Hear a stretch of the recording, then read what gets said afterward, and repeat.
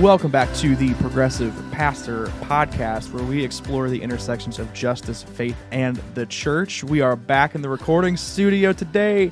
Joel Thomas Young, how are we feeling? How's it going, buddy? I love you guys so much. Here's what I'm thinking today. Hold on. Whoa. What? Whoa. We're going to... No. No? That's awful. What? This is not an ASMR channel, contrary to your popular belief. I know that you listen to NPR all the time because you're a Theo bro. Welcome like back that. to the Progressive Pastor. But yeah, we don't do that here. No? Yeah, keep going. So we are back in the recording studio today with our first returning guest. Yeah. Of the podcast. High demand from the listeners. High demand from the listeners. I actually don't know if that's true. I do not track the stats.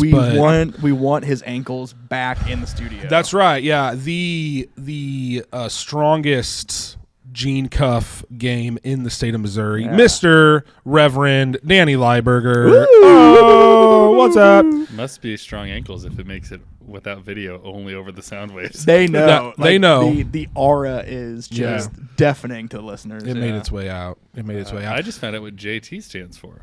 Oh, yeah, there it is. No idea. Yeah, his God-given name. Yeah.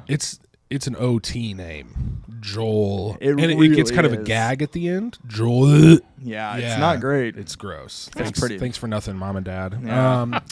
Shout out Laurie. Shout out to Laurie and Joel. Joel Sr. Yeah. Big Joel. Big Joel. Yeah, so we are back today, and we are chatting with Danny about the upcoming General Conference of the United Methodist Church. And if you don't super know what that means, that's all good. Thank God we're here for you. Please explain. I've been a Methodist for like 3.5 seconds. So I've been a Methodist for almost a decade, and I barely know what it means. Oh, we're doing great. Danny, he's got all the answers. Mr. Methodist. Mr. Method. That's what we call him, Mr. Method. Yeah. You might have been Methodist for the same amount. I was a Methodist 2015. That was my introduction when I moved to St. Louis. Oh. That was when I graduated high school, just so you guys feel old. It does make me feel a little old. Yeah, it's really nice for our guest here. Yeah. I was thinking, before we jump into that, though, wherever you're listening from, we know we have like millions of global listeners, but like here in St. Louis, it has gotten hot over the last week or so. So I was thinking maybe in celebration of the warmer weather, maybe we all throw out a hot take. Ooh. Just to kind of get the chatter going. Okay. So just like whatever, just doesn't have to be anything in particular, but like what's a hot take you've got? Well, my initial hot take, I post it once a year on Facebook, and it gets so much anger from people, is that I think hot dogs are sandwiches. That would be my first hot take. Yeah, I mean, I can see how. Like, what's your reasoning? It's meat between bread. I mean, what more is a sandwich than meat between bread? This is and I would say tacos are sandwiches too. Okay, hold on. That's a little much. Let's get. Can you classify like a taco shell? Like, I know it's corn, but like, is that bread? This sounds really dumb. I'm gonna get made fun of. Well, do sandwiches? Do you necessarily have to have bread for a sandwich? Can you have other kinds of sandwiches? Like an unwich from Jimmy John's. Yeah, like is that a sandwich? Like, I don't know. I just remember we went on a church retreat and we went through Chicago. Yeah. And they had their whole menu, and under sandwiches was hot dog. And from that moment on, that's where I go. I mean, that's one of those things. I don't care what side I fall. Like, I'm if it's a sandwich, fine. If it's not a sandwich, fine. I'm not gonna die on either one of those hills. I will devour 10 hot dogs in a sitting. Yeah. But like, I don't have much of a debate. And as our friends over at the Basement Yard say, it is getting into dog sucking season now. It is baseball season has officially kicked off here in St. Louis. I am prepared to take on the 999 challenge. I think we should do that on the podcast. I think we could. Is that 9 beers, 9 hot dogs, 9 innings? Uh-huh. Yeah.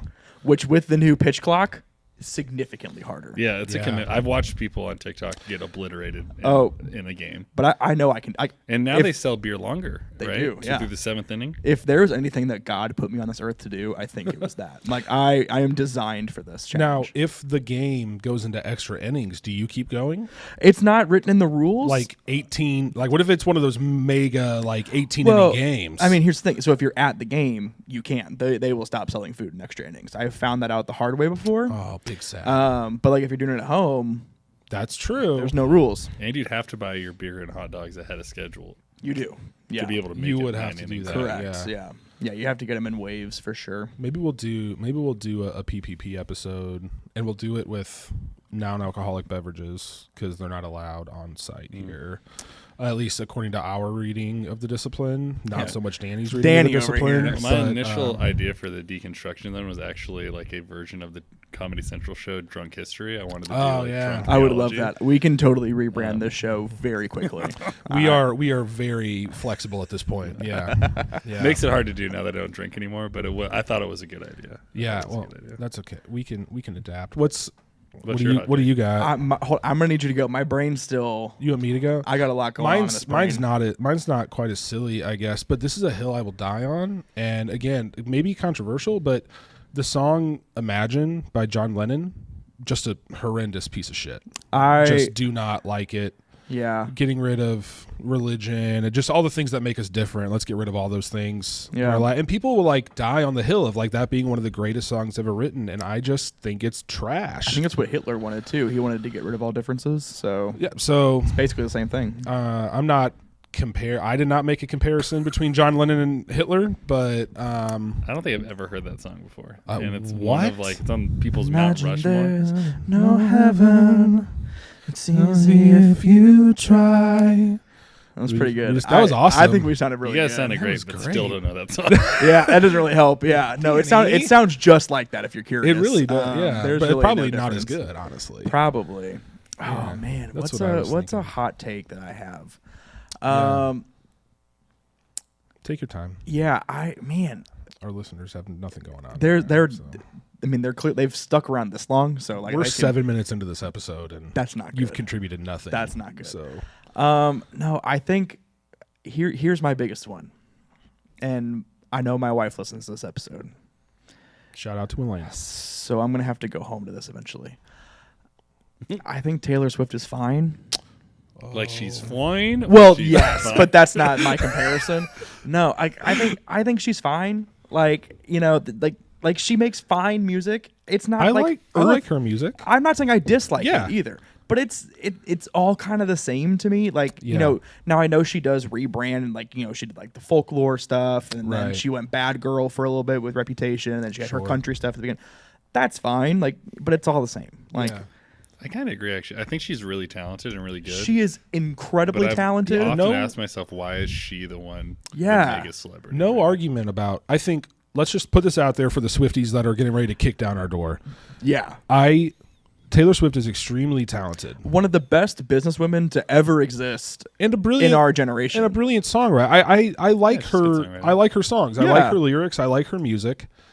I don't understand the kind of cult following she has. Yeah, I don't get that's it. Hard for me to wrap my brain around. I've dove into what I have found a new lane of Swifties that I think I dislike even more than I think that's why I don't necessarily love Taylor Swift is the Swifties.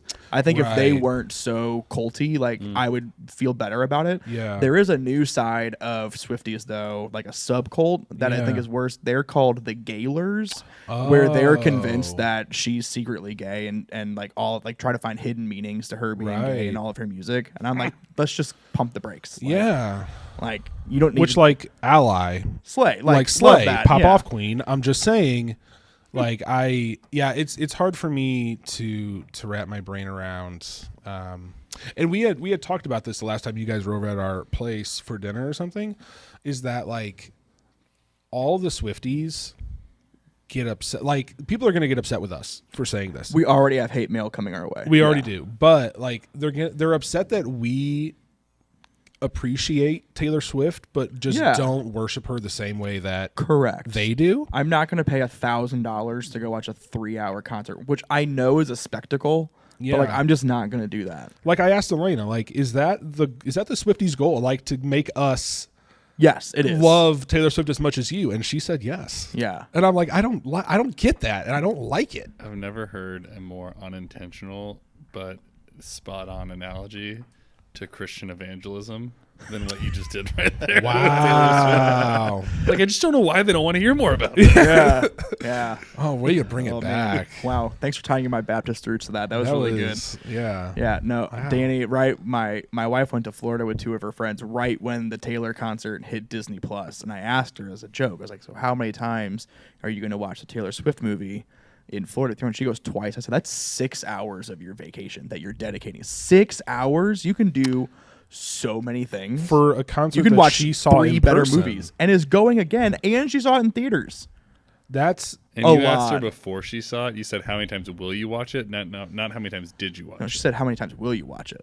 That is she was like, commitment. I'll watch it twice. That's a lot. That's a lot. That's a lot. You can watch 3 significantly better movies.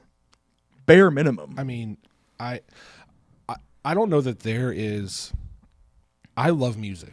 I love live music. I don't know that there is a band or an artist alive today that I would invest that much time in. You told me if Matty Healy didn't come out with a movie, you wouldn't watch the 1975 That's totally different. That's Matty Healy. He's on a different playing field.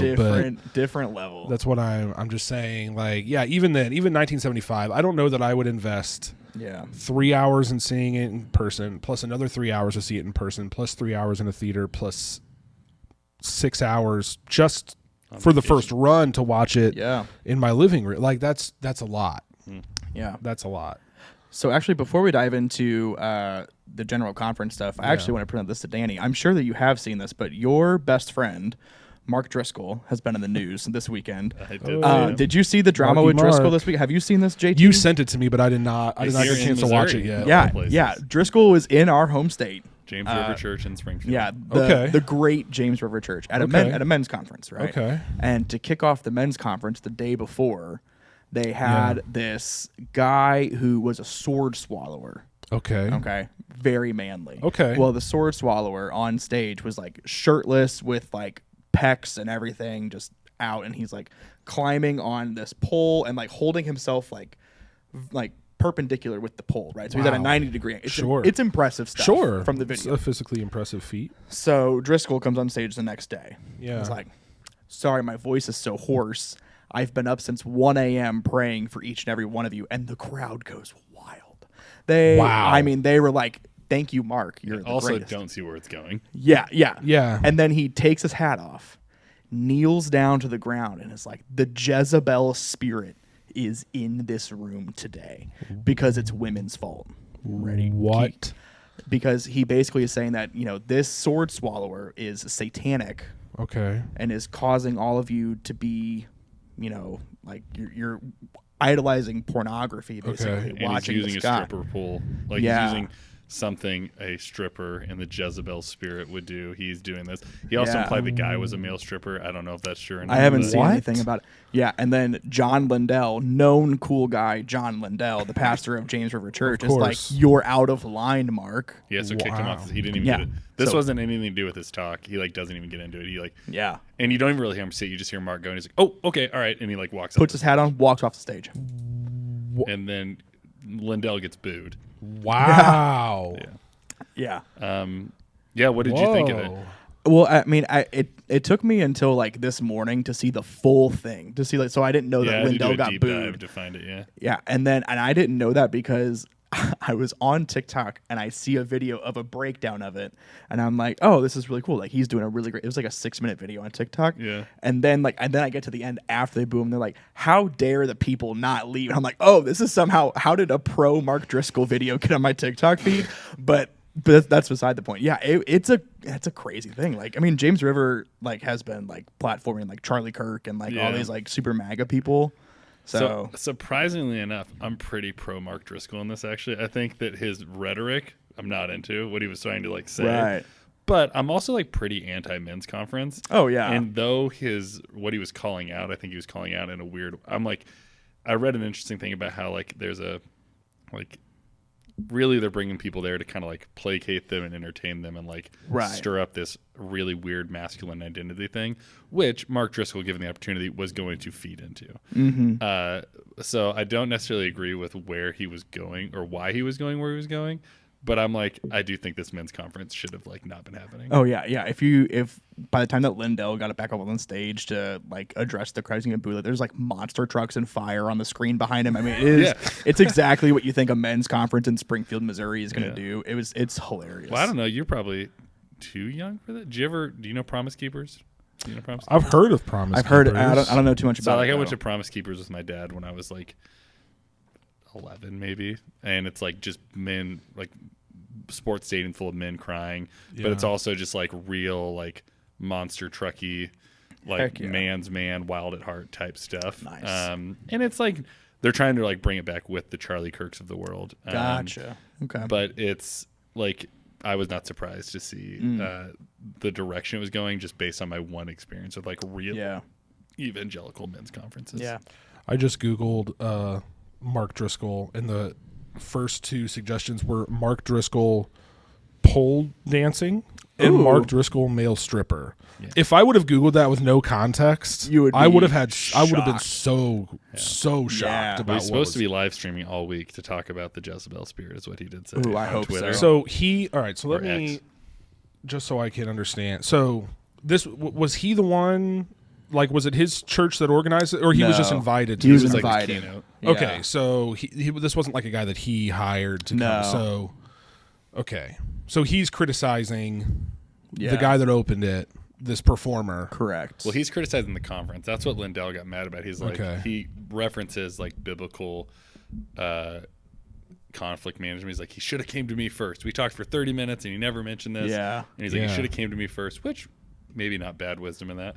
Like, but he was, I think Lindell was mad. He's like, I put on this really dope monster truck conference. And then the guy I thought he was going to like hit a grand slam just completely trashed it 20 seconds into his keynote. Oh, yeah. And then never gave his whole speech. Yeah. That's crazy. Anyway. I mean, I guess I'm not surprised. It's not that crazy, but like. Yeah, none of it's surprising. Like, it's the only surprising thing is that like characters in the same cast fought with each other this time. Right. Yeah. That's kind of the only thing. That is true. But Mark Driscoll being an irritant is like not.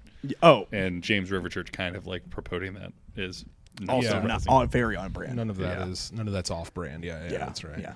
Anyway, not what we're talking about today, but if Danny's going to be here, I have to bring that up to him. So since they are best friends, you guys you talk about him a lot. Yeah. I mean, I thought about changing my bio to be his, but like slightly changing it to like make it like. What is his? But what is his? Do we know? Getting 1 out of 5 stars since 1995. 1 or 5 stars since 1995. Yeah, there you go. Just do that and like put a pride flag at the end. Yeah, that'd be good. Like #gay. Like, #ally. Yeah. Bizarro World Driscoll or something. Yeah, Bizarro Driscoll. Oh man. Oh well, that was fun. That ate up almost 20 minutes of this episode, which is almost deserves it. Okay. Yeah. All right. So we are, like we said at the beginning, here to chat about General Conference, and which is coming up at the end of April, beginning of May. And for those that may be unfamiliar with the Methodist system, we have a guiding document called the Book of Discipline, which contains all the regulations and rules and procedures and official Methodist stuff that we have to abide by in UMC churches. That the opportunity to amend that comes up every 4 years at the General Conference, where delegates from all over the world, from the United Methodist churches across the globe, come together and make decisions about the changes that should be made to that document, things that should be updated, things that should be thrown out, etc. Mm-hmm. So this is technically the conference was supposed to meet in 2020, got postponed obviously due to COVID. So this is technically the 2020 conference postponed to 2024. So it's been 8 years since we've had a conference. We're supposed to have one every 4 years. The last one was 2016, right? Correct. Yeah. So we had a special General Conference in 2019 that was shorter and condensed down to only a few days or a week or something here in St. Louis, particularly to talk about the issue of LGBTQ inclusion in the United Methodist Church, because there was such upheaval in the global church over that particular issue. So the 2020 conference was very anticipated because we thought, okay, we're actually going to make some changes one way or another to our denomination based on what came out of 2019. And then that conference ended up not happening until now. And since then, a lot of things have happened. Churches have left the denomination, formed a new denomination. So we thought it would be wise to sit down with Danny, who's both ordained in the UMC, as well as pastors and openly LGBTQ affirming church, to kind of chat about this particular season in the UMC and this conference, and all that good stuff. So I don't know if there's anything in there you want to pick up on and kind of run with, to get us started. Yeah, well, as I was saying before we recorded, like, I am equally a part of the system, and like also I'm not like a delegate, and it's not like I'm a expert on this. Right. But to your point, it is something that's been like very anticipated, something that's had like a lot of energy and excitement around it, kind of regardless of where you fall, whether you're really conservative or really progressive, because for the last, I'll say decade, but really for many people that have been in this for several decades, like they've been waiting for this for a long time, but it's been anticipated in like the landing of the conversation around our language of LGBTQ plus inclusion, right? And really, it's not even like radical steps in inclusion. It's just taking out language in our book of discipline that says that being an LGBTQ person is incompatible with Christian lifestyle, and that would then open the door for not only same-sex weddings, but for LGBTQ plus people to be clergy and ordained. And depending on where you are in the United States, you may already be living into that reality, like certain places in the Western jurisdictions,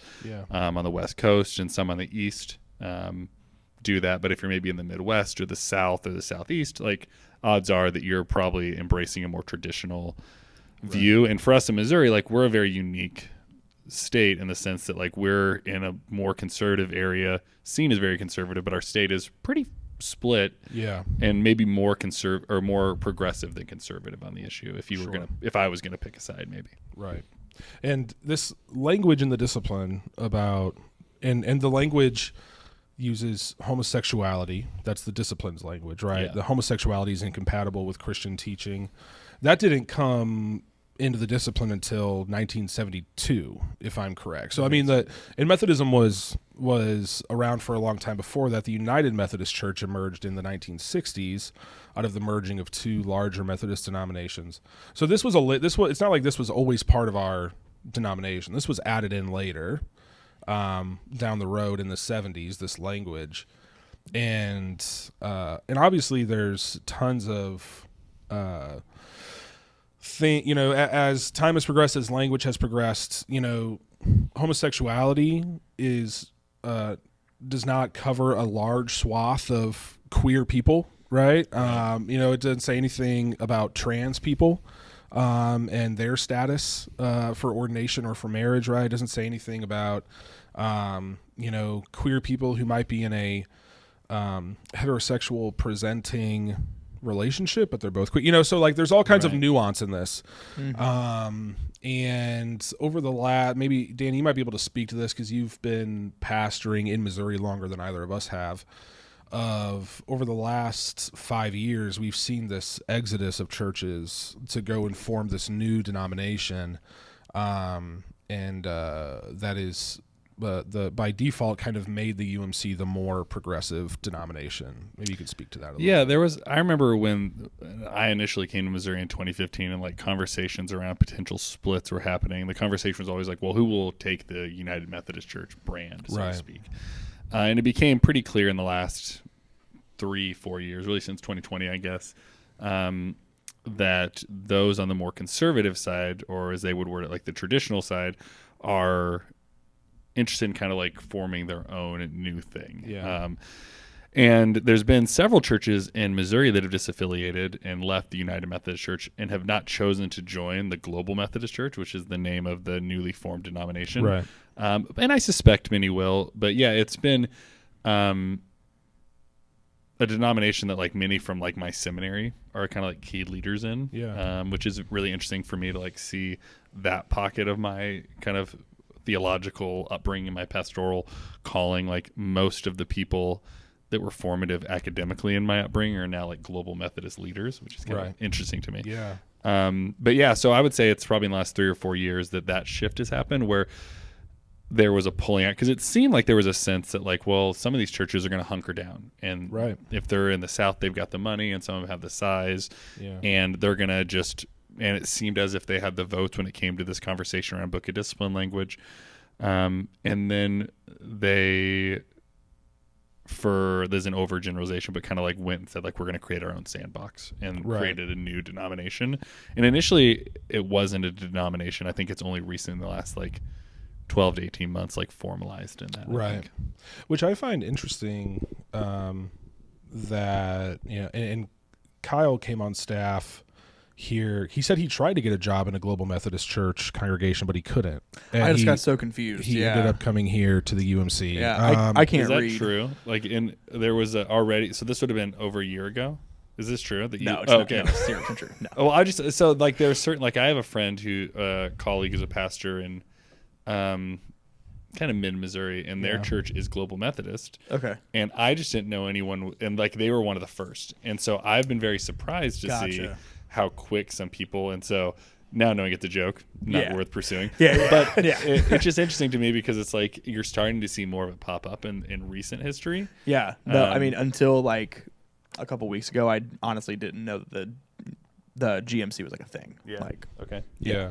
Well, and I find it interesting that given the language of our discipline, the progressives are the ones who are like out of step with the denomination. Yet it was all the strong conservatives that left to make their own thing, right? Like, and I find that really interesting. Like, you would think, just logically, you'd think it'd be the opposite. You'd think the progressives would break off and do their own thing, but like we're the ones that have stayed. And I think it speaks to this kind of larger reality that like, a lot of us who find ourselves on the more progressive side of the spectrum, like we're fine coexisting with people who disagree with us and we disagree with them.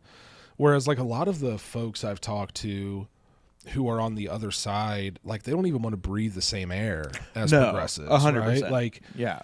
I mean, Andrew and I kind of hit on this in the last episode, just being at our previous church of employment. Like we were viewed at as like not real Christians by some certain people, just because we didn't quite line up with their beliefs. And to be completely frank, like I'm sure that they could put the puzzle pieces together, but like I didn't parade myself around there and be like, I fully support LGBTQ people. Like I was still very quiet about a lot of my beliefs. And, I wasn't just saying like, I don't believe homosexuality is a sin. Like, but people could piece the puzzle together. But I mean, like people that are so stuck on that conservative track, they want to get rid of the problem, basically. Right. Yeah. Well, part of it too, it's like I have two kind of thoughts. First, I think it's actually like a branding thing. Like it's part of it is just like it's easier to rebrand if you start your own thing. Yeah. Right. And so some of it I think has to do with that. It's like if we go start our own thing, like we don't have to do any unlearning of. I mean, Methodist is the only thing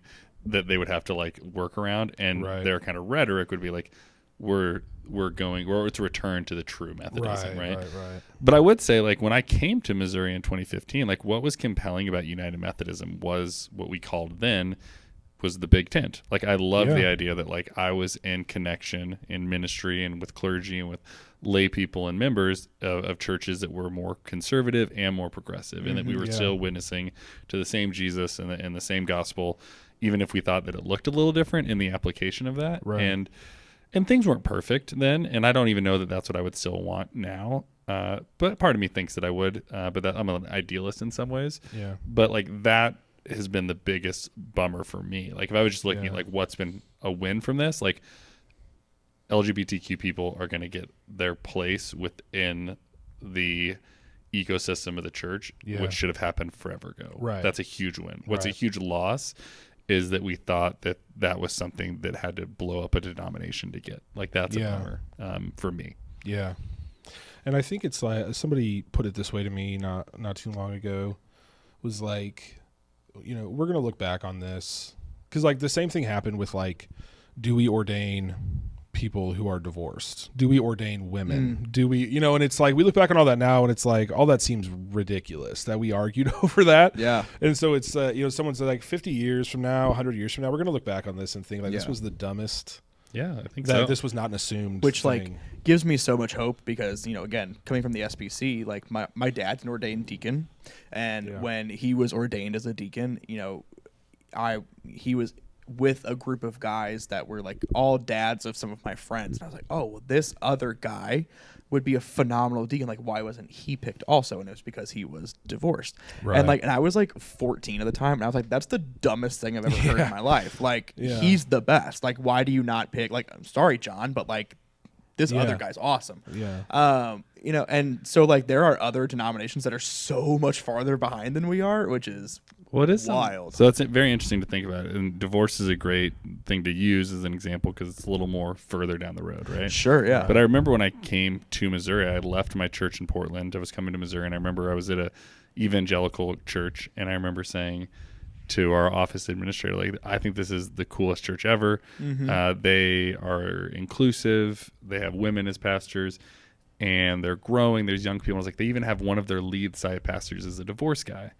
And I remember the guy being like, wait, they have a pastor that's divorced? Yeah. And it's interesting because it's like progress is happening, but it's not like wholesale. Like the Christian movement is in a very different place holistically. And like that's something that's interesting to pull back on is like this is where we are as United Methodists, but like think about where Presbyterians were 20 years ago and other denominations that have gone through all these things. And then we have Baptists that are just now wrestling over like, can we ordain women? Like that's become a big thing, right? And like it's interesting that like inclusion issues across the board are stirring in every denomination. Yeah. And all coming back to like, how inclusive do we think Jesus is? And for whatever reason, the baseline was not very.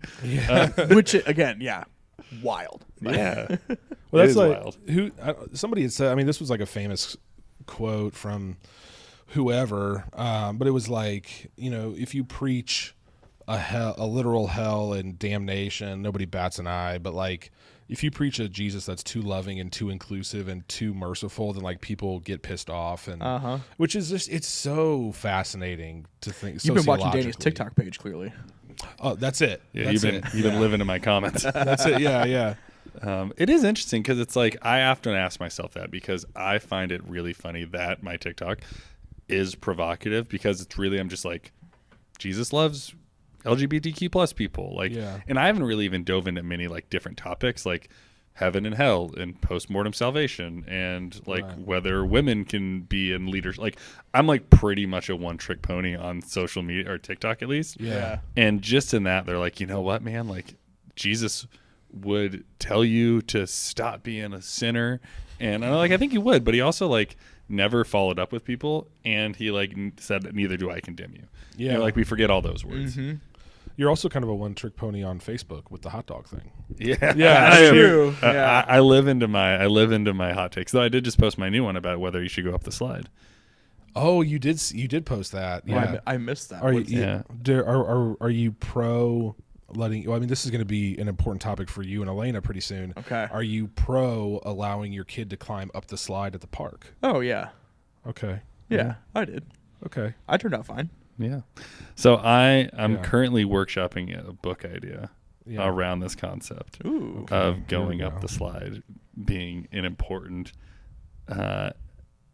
cognitive part of like just learning, but in spirituality. Like if we're going to start new churches, we have to start going up the slide rather than down the slide. I like that. That's fun.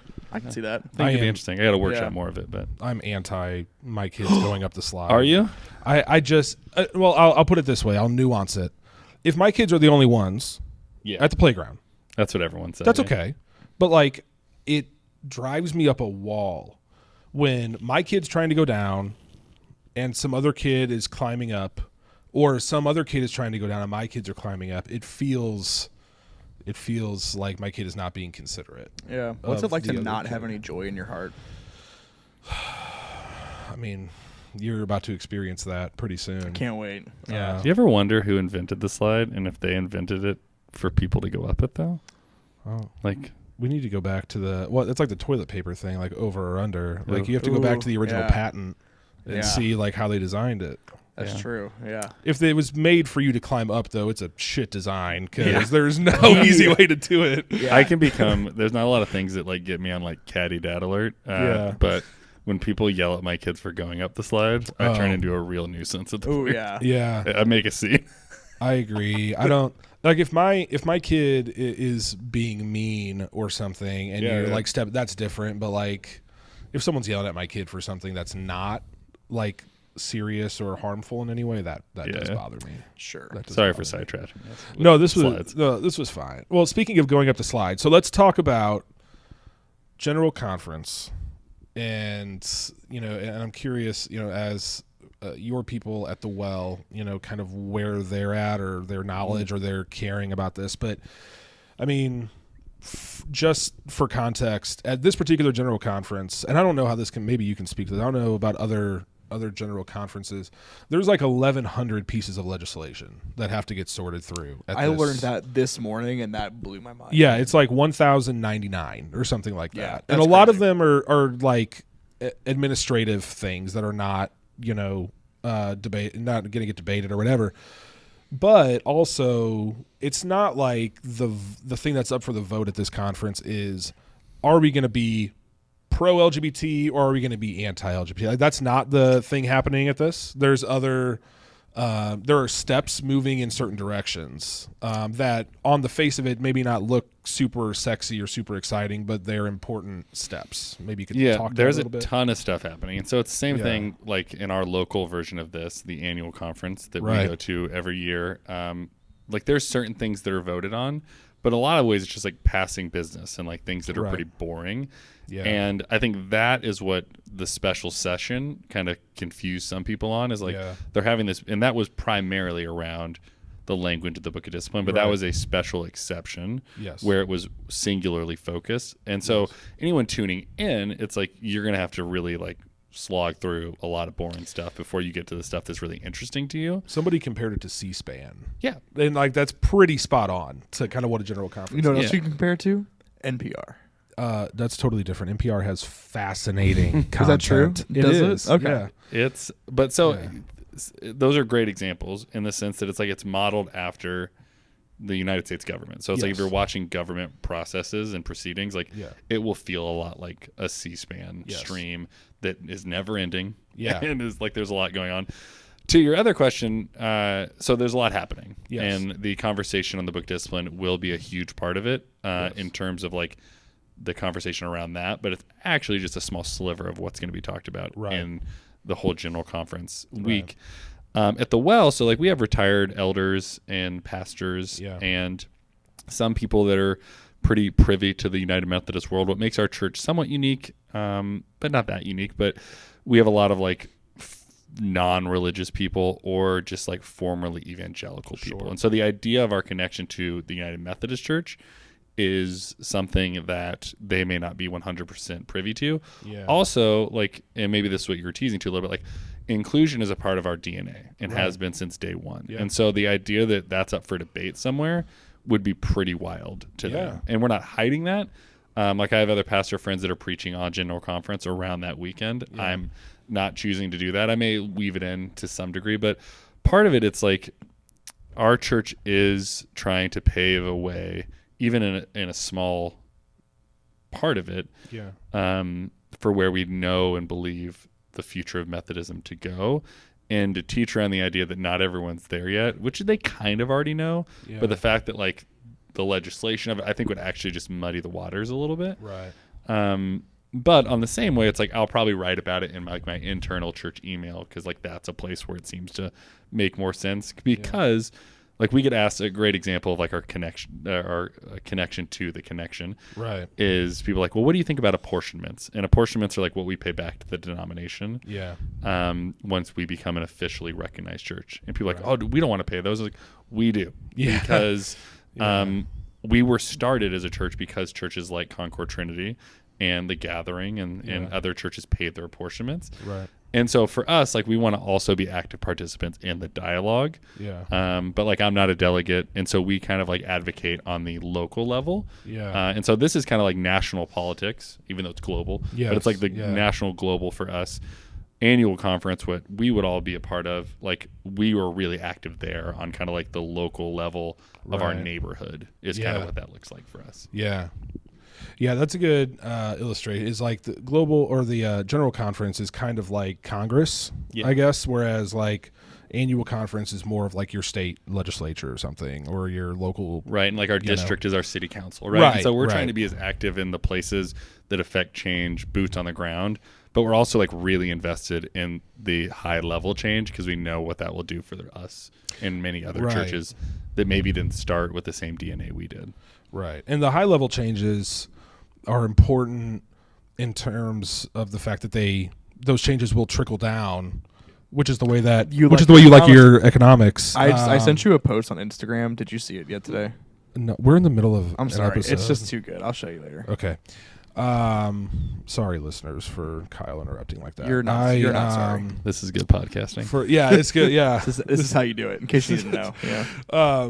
That those changes will trickle down to the local level, and so one of the things we had mentioned right before we started recording was this concept of regionalization, and so maybe there's a good way to communicate this. So there's one book of discipline for all of Methodism, but different regions. United Methodism now. For United Methodism, yes. There's one book of discipline for the United Methodist Church, and various regions around the globe can amend that in certain ways to fit their context. The United States, though, does not have that same type of authority. So if we want the discipline amended, we have to wait for the General Conference every 4 years to amend it. But other parts of the world can amend it in certain ways for their local context. So part of what this conference is doing is working toward identifying the United States as its own region to be able to make amendments to the discipline that other places have already been doing for a long time. Is that fair? Yeah. Is that a fair assessment? Yeah, and I would say like one thing that's like the delegates that I know that are going that are progressive and conservative deeply care about the United Methodist Church and still like this big tent and understand that regionalization, or would maybe not understand like it's the only true belief, but they would firmly believe that regionalization would help advocate for that. Yes. And there are other examples of like ways other conferences have regionalized and made the Book of Discipline kind of fit their context more, whether it's things around itinerancy or elders or how bishops are called or things like that. Yeah. And I do think like, and there's different levels of the conversation, like how regional do we get? Like even within regionalizing our state or our country, like there are conversations around regionalizing states, right? And like going even more local. Yeah. But I do think that like it actually does open, and this is just my personal opinion, so take it for that. But I do think like regionalization, or as we would call it in any other form, is like wise contextualization is like a great idea in almost every potential outcome. Right. Yeah. Because it gives a bit more of the authority back to the localities where the people are placed. Right. Yeah. And it goes, I mean, again, like I wasn't joking when I was like, the United Methodist Church is modeled after the U.S. government. Yeah. And so it's like our government has a problem trying to figure out these conversations too. Right. And so when we are having the same issues, it's like, who ultimately has the authority? And there's the localist level saying like, well, we think we do. And the really high level saying, well, we think they do. You look around the conversation around like women and their bodies, like it's happening in that conversation at a political level. Yeah. And nothing wrong is going on with that conversation. It's been a very smooth topic throughout history. Well, and Kyle thinks that all the power should be invested in one person. Like that's what you told me. That's exactly it should what all I just said. be one guy, particularly one guy. Yeah. Who should have all the authority. That's exactly what I said. That's what you said. Yeah. Yep. That's it. All right. you guys, when you guys start riffing, a part of my inside gets so nervous about what's about to come out of your mouth. It makes me so nervous. I'm going to give you some insight, Danny, and listeners, me too. Like, I never know what's going to happen. I don't have any of that anxiety. I think that's good. But so I would say, so it's like the localization of it is it's a big hurdle. Like we are not designed to be nimble as a denomination. And that is kind of what has slowed us down. Like you look at mainline denominations, we're one of the last standing and most rapidly declining. And some of that is tied up in, again, personal opinion, not necessarily gospel truth, and our lack of ability to be contextual and nimble. Yeah. So, I mean, as the newbie in the Methodist Church, like to this setting, you know, you've talked a lot about localization. Like, so with everything that General Conference is going to entail this year, especially with conversations to LGBTQ people and their inclusion, and we know that it's not going to be the full steps that we all want it to be and that we think it should be, but how is General Conference going to affect like our local churches, like the Well and Concord Trinity? Like how is this going to take us forward? Like what happens? Yeah, well, JT, you might have some, just as you had someone from the conference speak to this, but what I would say is, like, from my understanding, it's like, so these things will be voted on, and so say everything goes whatever direction you want it to go. Sure. But changes are made. Yeah. It'll take some, like, those aren't immediate. They have to trickle down to be, like, ratified at the jurisdictional and annual conference levels. And so, like, so say whatever, and it's April, right? Coming up at the end of the month is General Conference, and so April is when this happens of 2024. It's like really by 2025 and 6 is like where the ground has shifted and the new normal has been set. Okay. But you might have a little more to say on that. That's kind of what we had heard. We had a representative from the Missouri Conference come in and speak with our congregation just about this, about on a much more detailed level about General Conference. And yeah, I mean, because there is a process. She had said that, anything that's passed this year, the earliest we would see it taking any effect in local churches would be next year. It would take at least a year. But a lot of what I had seen, and again, any pastor or elder in the UMC will tell you this, because I've heard this from every pastor I've talked to about General Conference. Nobody knows. If they tell you what they know, if they tell you they know what's going to happen at General Conference, they're lying, right? Like at General, anything can happen. Legislation can go any which way.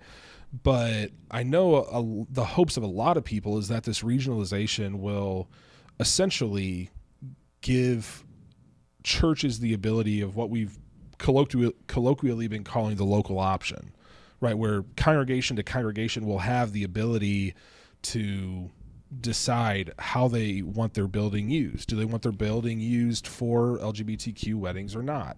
Do pastors have the authority to decide, do they want to marry LGBTQ couples or not? Bishops get to decide, do they want to ordain, and so it's, in terms of the effects on the local church, I know that's the hope for a lot of people, to create room for all of these different congregations and their expressions to coexist with one another according to their particular convictions.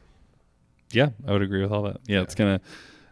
It'll take some time, but in theory, what's passed will open up that. But you are exactly right, though, in that people, if someone says this is what's going to happen, don't listen to that person. Yeah. I mean, I was told without a doubt in 2020 that the change of the Book of Discipline would pass. Didn't pass. And what's crazy is that this has been happening every 4 years since 1970, whatever. So it's like every time the progressive group is like, we're certain that this is going to pass. Right. And the more conservative group is like, we're certain it's not going to pass.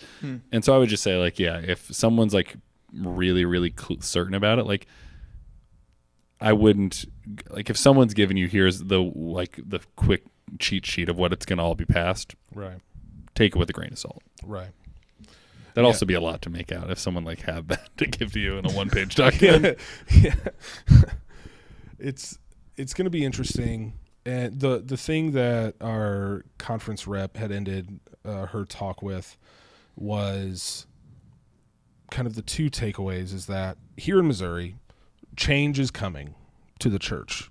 Change is coming to the Missouri Annual Conference. But no matter what happens at General Conference, change is coming to Missouri. But that doesn't mean that there's not going to be room for all people in Missouri, and room for people to live according to their convictions in Missouri, right? So it's like, those were the two takeaways. We're going to move forward. We're going to progress. Things are going to change.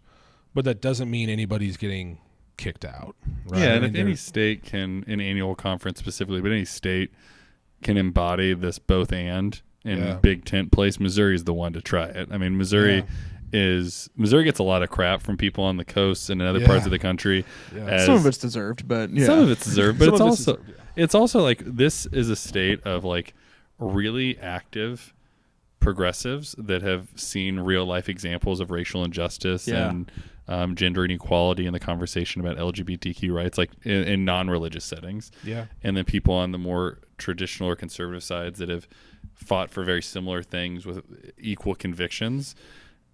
And for a long time, we've been able to like coexist. And the question is like, how do you do that in a way that values all people? Right. But I think if any state can do it, the big tent, Missouri, is going to be the one to lead the way in that. Yeah. Definitely. Yeah. Well, we're running about 50 minutes. I feel like we really only got like 20 minutes of general conference. There's a lot of nonsense in this episode. There it's was. Mostly Danny's fault, I think. Yeah, this is going to be the last time we have Danny. That's around. not true. We love We were Danny. trying to let people understand what it's going to be like to try to sift through general conference. By This is leading it. with This the is fact, kind of it. and then just having the business buried in the middle. We of gave you all 1,100 articles right here. Yeah. I don't know that we've ever bounced around on any episode as much as we bounced around. I will say in both my episodes we've talked about Taylor Swift. Do you guys talk about Taylor Swift every episode? Only with you. Only with you, honestly. You're just so special. Yeah. This is the only time we've talked about Taylor Swift is with you. Yeah. You just give off Swiftie vibes, I guess. Yeah. It's the ankles. It's got to be the ankles, man. I like that. just so our listeners, since we don't have visual, just so our listeners are aware, me and Danny are both wearing black cuffed jeans and blue shirts, and Kyle is a big dumb idiot, wore blue jeans but still has the cuffs at the bottom. I guess you guys have your own text thread And without me, which is blue fine. on your shirt. Then. I have blue on my shirt and a black hat. Yeah. Not quite. I almost wore a hat today. Missed opportunity. I'm really trying to commit to grow my beard for the next 2 months and hair without so I can get like a really good haircut and beard trim. But the unkempt nature of my appearance not right now, but in the next 3 weeks, it terrifies me a little bit. Yeah. The beard's already taken over. Yeah. It's gross. It's hard to. I'm glad. Oh, a little ASMR. That's the ASMR. There it is. There it is. Oh man. That was my beard for anyone listening. Yeah. Man, can't wait to edit this. Dude. Great. We're gonna get cameras and people are gonna be really like concerned about. Yeah, that is true. Visual elements are coming soon. Just not here true? yet. Yeah, well, we're gonna try. We're gonna see what happens. Yeah. We'll see. Yeah, Well, off camera, I can give you some tips on some ideas, cheap ways to get it done. Yeah, well, when the Deconstruction Zone podcast moves in, Yeah, we're gonna be sharing the studio soon. Yeah, we are. That's so. right. Yeah. Well, Danny, thanks so much for joining us today in studio. We've already asked you the what keeps you coming back question before. Maybe we don't do that this time. But what is the thing? What do you say at the end of the Deconstruction Zone? What's your little closing bit? Yeah, we tell people to embrace the journey. Yeah, Ooh, and then you snap. Oh, that's right. Should we do that this time? Yeah. So let's get our plugs in, and then we'll go with Danny's way. This is good. We're getting a plan because we didn't have one coming into. This whole episode has been completely off the cuff. Listeners, we know you guys can't tell. Yeah, it's been very professional up to this point. So make sure that you check out Danny on social media, especially on TikTok. Just Danny Lybarger at Danny Lybarger, one word. Yeah. And make sure you check out The Well, both on social media and on TikTok especially. The Well 636 is where you can find them. Be sure to follow the show. But you can find all of our episodes on Spotify, Apple Podcasts, and YouTube, along with Danny's podcast, Deconstruction Zone, with more episodes coming soon. But yeah, thanks for coming along with us this week, guys, and make sure that you embrace the journey. Good times.